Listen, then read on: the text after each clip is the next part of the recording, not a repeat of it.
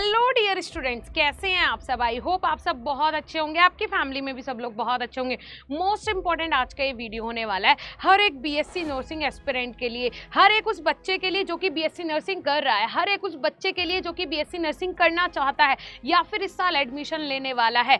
आपके 90% कैसे आएंगे बीएससी नर्सिंग में, कौन सी वो स्ट्रेटेजी है जो कि आपको बनानी है। इफ़ अगर आप ये स्टेप्स फॉलो कर लेते हैं, इफ़ अगर आप ये स्ट्रेटेजी बना लेते हैं तो 110% आप लोग अपनी क्लास में 90% लेके आएंगे। तो आप लोग इस वीडियो को शेयर ज़रूर कर दीजिएगा, अच्छी लगे तो लाइक ज़रूर कीजिएगा। आज के इस वीडियो में मैं आपको बताने वाली हूँ कि 110% आप लोग अबाव 90% कैसे गेन कर सकते हैं। तो वीडियो को शुरू करते हैं, पॉइंट टू पॉइंट बात करेंगे। काफ़ी सारे इंपॉर्टेंट पॉइंट्स पे मैं बात करने वाली हूँ, तो उन पॉइंट्स को बिल्कुल स्किप नहीं करना है। वीडियो ज़्यादा बड़ा नहीं होगा लेकिन शायद आपके लिए लाइफ चेंजिंग होने वाला है, तो वीडियो को अंत तक देखना तो बनता ही है। तो सबसे पहले आप लोग ये जान लीजिए कि भाई बीएससी नर्सिंग के वो कौन से हैक्स हैं, वो कौन से स्टडी हैक्स हैं जो कि आपको 60% से 90% तक लेके जा सकते हैं। तो आज के इस वीडियो में आपको मैं बताऊंगी, क्या आप बीएससी नर्सिंग की पढ़ाई को मुश्किल मानते हैं। अगर आप बीएससी नर्सिंग की पढ़ाई को मुश्किल मानते हैं, क्या एग्जाम में हाई स्कोर लाना एक सपना लग रहा है, तो चिंता मत कीजिए। आज हम आपको देंगे ऐसे स्टडी टिप्स, ऐसे स्टडी हैक्स जो आपको 90% स्कोर तक पहुंचा जा सकते हैं। लेकिन आपको अपने दिमाग में ये सारे हैक्स बिठाने होंगे, ये सारे हैक्स पर काम करना होगा, तब जाके आप लोग 90% स्कोर कर सकते हैं, लेकिन 110% करेंगे। तो पॉइंट टू पॉइंट बात कर लेते हैं। सबसे पहला जो मैंने पॉइंट लिया है वो क्या है, सबसे पहला स्टेप आपके लिए है एक स्ट्रॉन्ग टाइम टेबल बनाइए। सबसे पहला काम, सब कुछ छोड़ दीजिए, एक स्ट्रॉन्ग टाइम टेबल बनाइए। If you are a student, no matter आप बीएससी नर्सिंग के हो, नो मैटर आप बी फार्मा के हो, नो मैटर आप किसी भी फील्ड में अगर आप स्टूडेंट हैं, तो आप लोगों के पास एक स्ट्रॉन्ग टाइम टेबल होना चाहिए। इफ़ अगर आप अपने करियर को लेके सीरियस हैं, इफ़ अगर आप अपने जीवन में कुछ करना चाहते हैं, ठीक है जी। उसके अलावा स्टडी को छोटे छोटे हिस्सों में बांटें और प्रोमोड्रो टेक्निक अपनाएं। प्रोमोड्रो टेक्निक क्या होती है वो जानिए। यानी 25 मिनट पढ़ाई करिए, 5 मिनट का ब्रेक लीजिए जिसमें आप चने वगैरह खा सकते हैं, या फिर आप लोग अगर अपनी मम्मा से जाके थोड़ी देर बात कर सकते हैं, पानी पी सकते हैं, बाहर टहल सकते हैं। 5 से 7 मिनट का आपको 25 मिनट 30 मिनट के बाद में ब्रेक लेना है। ये होती है प्रोमोड्रो टेक्निक, ठीक है। अब वो 5 मिनट का ब्रेक कब 1 घंटे में बदल जाता है वो आपको पता नहीं चलता, और वहीं हम टॉपर बनने से रह जाते हैं, वहीं हम अपना टाइम वेस्ट कर लेते हैं, कहीं रील्स स्क्रॉल करने में, कहीं यूट्यूब का कोई वीडियो देखने में, और बहुत ज़्यादा आज के टाइम पे हम अपना टाइम वेस्ट कर रहे हैं, ठीक है। तो इससे दिमाग एक्टिव रहता है। ये क्यों करना है भाई, 5 मिनट का ब्रेक क्यों चाहिए हमें। मैम ये बोलिए ना आप 2 घंटे लगातार बैठ के पढ़ो, नहीं बेटा, ये एक टेक्निक है, ये साइंटिफिक आपको प्रूवन है कि भाई आप 25 से 30 मिनट पढ़ो, 5-7 मिनट का ब्रेक लो, उसके बाद अपनी स्टडी को कंटिन्यू करो, ठीक है जी। उसके अलावा डेली रूटीन सेट करें, ठीक है। मॉर्निंग में टफ टॉपिक्स पढ़ें, ये चीज़ आप ध्यान रखो कि मॉर्निंग में टफ टॉपिक्स पढ़ने हैं, क्योंकि सुबह 4 बजे से लेकर 8 बजे तक जो माइंड की जो कैपेसिटी रहती है ना वो बहुत ज़्यादा रहती है। जैसे जैसे अब कोई बोलेगा अरे ये कहाँ प्रूवन है, बेटा ये हर जगह प्रूवन है। सुबह के टाइम आप सोच के देखिए, अगर सुबह के टाइम आप कुछ खाते हैं तो वो पचता है ना। जैसे जैसे सूर्य ऊपर उगता जाएगा और फिर जैसे जैसे वो ढलता जाएगा तो उसके साथ साथ हमारी एनर्जी लो होती चली जाती है। जैसे जैसे सूर्य देवता उगेंगे वैसे वैसे हमारी एनर्जी का लेवल अप होता जाएगा, और जैसे जैसे वो ढलते जाएंगे वैसे वैसे लेवल जो है वो ढलता चला जाएगा, ठीक है। उसके बाद रात को रिवीजन करें ताकि याद रहे। डेली सोने से पहले रिवीजन करके सोएं जिससे कि आपको चीज़ें याद रहे। स्टडी प्लान बनाकर एक बार में छोटे छोटे टॉपिक्स कवर करें। छोटे छोटे टॉपिक्स कवर करने हैं, लेकिन क्या है आपका माइंडसेट कि एग्ज़ाम टाइम आएगा तब पढ़ेंगे। नहीं बेटा, अगर डेली आप लोग थोड़ा थोड़ा पढ़ेंगे तो एग्ज़ाम टाइम में सिर्फ रिवीजन करना पड़ेगा, और एग्ज़ाम टाइम में सिर्फ रिवीजन ही करते हैं जो अच्छे बच्चे होते हैं। आपको मैं ये नहीं कह रही कि आप दिन में कम से कम 6-7 घंटे पढ़ो, नहीं, बीएससी नर्सिंग बहुत आसान है, बस आप दिन में 1 से 1.5 घंटा पढ़ो, लेकिन डेली पढ़ो, रेगुलर पढ़ो। 1.5 घंटा अगर आप पढ़ रहे हो तो उसके बीच में कम से कम 2 ब्रेक आपने लेने हैं 5 से 7 मिनट के, और आराम से वो 1.5 घंटा आपको डेली निकालना है। आप डिसाइड कर लो कि आपको डेली 3 सब्जेक्ट कवर करने हैं, डेली 4 सब्जेक्ट कवर करने हैं, या फिर डेली 1 सब्जेक्ट कवर करना है और हफ्ते के हिसाब से सब्जेक्ट्स को बांटना है, वो आप पे डिपेंड करता है। ठीक है जी, ये मैंने सेल्फ स्टडी का बताया। अगर आपको कोई होमवर्क वगैरह मिला है उसका टाइम आपने अलग रखना है, आपका कोई टेस्ट है उसके लिए आपने पढ़ना है, कोई पेपर है उसके लिए पढ़ना है, नहीं वो नहीं, मैं सेल्फ स्टडी कह रही हूँ जो कि आपको डेली करनी है 1.5 घंटा। ठीक है जी, चलिए उसके अलावा नेक्स्ट बात कर लेते हैं। नेक्स्ट जो है वो है भाई कि सिर्फ आपने, सबसे इंपॉर्टेंट बात, सिर्फ याद नहीं, समझना भी है। मतलब कैसे, जैसे बचपन में भी जब आप थे, अभी 11-12 से आप लोग आए हो, तो क्या बोला जाता था कि भाई रटना नहीं है, समझो, और जो चीज़ आप समझते थे वो कभी भूलते नहीं थे। तो ऐसे यहाँ करना है, याद नहीं करना, चीज़ों को समझना है। बिकॉज बीएससी नर्सिंग एक ऐसा, या फिर मेडिकल फील्ड का कोई भी कोर्स हो, ये एक ऐसा फील्ड होता है जहाँ पे आपको चीज़ें अगर आपने समझ ली तो वो आपको लाइफ टाइम काम आने वाली हैं। ठीक है, तो रटना नहीं है, आपको ये चीज़ें याद तो करनी है लेकिन समझ के। ठीक है, सिर्फ पढ़ने से काम नहीं चलेगा, स्टडी को क्या करना है, आपको अट्रैक्टिव बनाइए, इंटरेस्टिंग बनाइए, राइट। उसके लिए आप लोग क्या कर सकते हैं, फ्लैश कार्ड्स बना सकते हैं। ठीक है, क्विक रिविजन्स के लिए।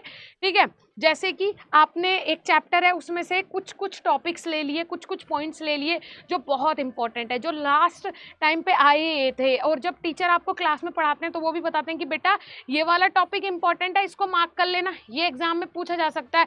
तो उनके लिए आप लोग फ्लैश कार्ड्स बना लीजिए और उनका क्विक रिविजन शुरू कीजिए। ठीक है, उसके बाद माइंड मैप्स बनाएं, टॉपिक्स को विजुअलाइज करें। माइंड मैप्स मतलब ऐसा होना चाहिए, फॉर एग्जांपल मैं आपसे पूछ रही हूँ कि बेटा ये वाला टॉपिक क्या पढ़ा है तुमने, नर्सिंग में ये पढ़ाया जाता है, तो तुम्हें एकदम विजुअलाइज कैसे हो जाए, अरे हाँ ये तो मैंने उस चैप्टर के वहाँ पे पढ़ा था, हाँ उस चैप्टर में पढ़ा था ज़रूर, हाँ ठीक है मैम, ये ऐसे हो जाएगा, है ना। आपके दिमाग में एकदम वो चीज़ें घूम जाए। तो आपको इस तरीके से माइंड मैप्स बनाने हैं, ना कि चीज़ें रटनी है। इन चीज़ों को ध्यान रखो, आपको माइंड मैप्स बना के पढ़ना है, राइट। उसके बाद ग्रुप डिस्कशन करें, दिस इज टू इम्पॉर्टेंट, ये बहुत इंपॉर्टेंट पार्ट है। ग्रुप डिस्कशन बहुत ज़रूरी है। अगर आप ग्रुप डिस्कशन नहीं करेंगे ना तो आपको चीज़ें कभी समझ नहीं आएंगी। एक अच्छा स्टूडेंट बनने के लिए अगर आप एक अच्छे टीचर, मतलब आप अगर अच्छे से एक्सप्लेन कर पा रहे हो तो इसका मतलब है कि आप वो टॉपिक कभी नहीं भूलोगे। तो एक अच्छा स्टूडेंट बनने से पहले आपको, अगर आप अपने आप को एक अच्छा स्टूडेंट बनाना चाहते हो आप टॉपर बने, तो आपको एक अच्छा टीचर बनना पड़ेगा। कैसे कि भाई आपको जो टॉपिक तैयार है, आप जाइए अपने ग्रुप में डिस्कस कीजिए, 7-8 लोग बैठे हैं उनके साथ डिस्कस करो वो टॉपिक। 110% जो आपने रटे होंगे ना टॉपिक्स, उनसे लाख गुना ज़्यादा अच्छा आपका वो वाला टॉपिक तैयार हो जाएगा जिसको आपने ग्रुप में बैठ के डिस्कस किया है। तो ये एक बहुत अच्छी ट्रिक है, ग्रुप डिस्कशन। टॉपिक्स ऐसे यूं चुटकियों में तैयार हो जाएंगे, 110% मैं गारंटी के साथ बोलती हूँ। नेक्स्ट जो है वो मैंने क्या बोला है बेटा, स्मार्ट नोट्स बनाएं। एग्जाम में गेम चेंजर क्या होते हैं, आपके नोट्स। ठीक है, गेम चेंजर जो होते हैं वो नोट्स होते हैं, लेकिन स्मार्ट नोट्स बनाओ।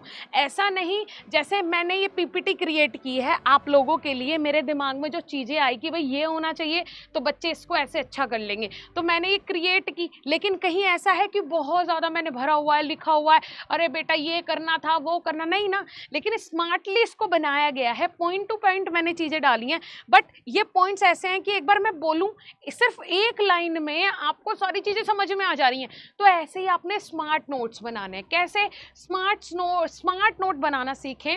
फुल लेंथ नोट से ज़्यादा वैल्यू शॉर्ट नोट्स और की पॉइंट्स की होती है, ये चीज़ पकड़ लो। की पॉइंट्स पता हो, अगर आपको शॉर्ट फॉर्म में किसी भी टॉपिक का एक्सप्लेनेशन आता हो शॉर्ट फॉर्म में, तो वेल एंड गुड, ठीक है, आप लोग उसको कर सकते हैं। ठीक है, की पॉइंट्स पता होने चाहिए कि भाई ये की पॉइंट्स हैं, ये मुझे इस वाले टॉपिक के पकड़ने हैं, तो वो की पॉइंट्स आपने हमेशा रिमेंबर रखने हैं। उसके अलावा हाईलाइट करें ज़रूरी बातें। कोई भी टॉपिक चल रहा है वहाँ पे जो सबसे ज़रूरी आपको लगा उसको हाईलाइट कर लो, तुरंत हाईलाइट कर लो।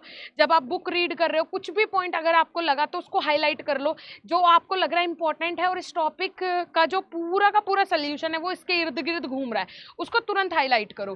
ठीक है, शॉर्टकट कोड बनाएं, याद रखना आसान रहेगा। जैसे कि मतलब अभी शॉर्ट कोड आप कैसे बना सकते हैं, जैसे बीएससी नर्सिंग, ठीक है। अगर हम बीएससी नर्सिंग हैं, अगर हम इसकी फुल फॉर्म देखने लगे, लेकिन हम इसको कैसे बोलते हैं, शॉर्ट फॉर्म में हमेशा बोलते हैं, ठीक है। तो हम इसको फुल फॉर्म में क्यों नहीं बोलते, क्योंकि हमें लगता है कि बीएससी नर्सिंग बोलना आसान है ना। और वहाँ हम अगर बोलेंगे bachelor of science in nursing, तो ऐसा बोलेंगे तो थोड़ा सा लंबा हो जाता है, लेकिन शॉर्ट फॉर्म में हमने बीएससी नर्सिंग बोल दिया, कितना आसान लग रहा है और कितना जल्दी याद भी हो जा रहा है। ऐसे ही आपको अपने हर एक टॉपिक के, जो भी आपका टॉपिक XYZ, उसके शॉर्ट फॉर्म में आपको उसको कन्वर्ट करना है। मान के चलो कोई साइकिल आप याद कर रहे हो, उसमें कई सारे स्टेप हैं, ठीक है, उसमें 15-20 स्टेप हैं या फिर 10-12 स्टेप है, तो एक ऐसा दिमाग में विजुअलाइजेशन बना लो, ठीक है, किसी कहानी से उसको जोड़ लो, किसी सेंटेंस से उसको जोड़ लो, कि वो सेंटेंस जैसे ही आपके दिमाग में है तो आपको पता चल जाए, अच्छा पहला स्टेप ये था, सेकंड ये था, थर्ड ये था, फोर्थ ये था, फिफ्थ ये था, सिक्स्थ ये था, ऐसे आपके दिमाग में एक चेन बन जाए, ठीक है। कोई कहानी आप क्रिएट कर लो, ठीक है जी। उसके बाद डायग्राम और फ्लो चार्ट का यूज करें, मेनली अपनी सारी नोट्स में आप लोग फ्लो चार्ट का यूज़ करें और डायग्राम्स का यूज़ करें। और जब आप क्वेश्चन पेपर में भी लिखेंगे ना, अगर आप फ्लो चार्ट और डायग्राम्स का यूज़ कर रहे हैं ना, 110% आपकी कॉपी इतनी इंटरेस्टिंग हो जाएगी ना,